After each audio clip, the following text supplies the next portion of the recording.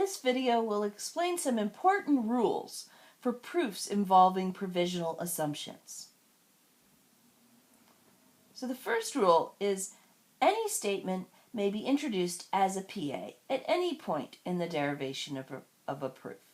So you can assume anything you like. However, the last line of a proof may not depend on a provisional assumption. This is the big rule.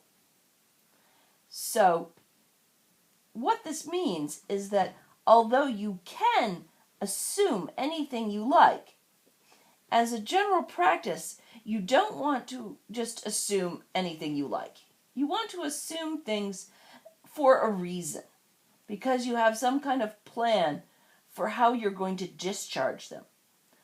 To discharge a provisional assumption is to complete some step whereby that step no longer depends on the provisional assumption. So let's say an arrow in step. So you can make a provisional assumption for the purposes of an arrow in proof, and that provisional assumption is going to be the antecedent of the conditional that you want to derive by arrow in. And that's great, because if you are successful in reaching the consequent and then deriving the statement you want to get by arrow in, then it's not going to be a problem. Your proof is not going to depend on that PA, because the step of arrow in discharges it.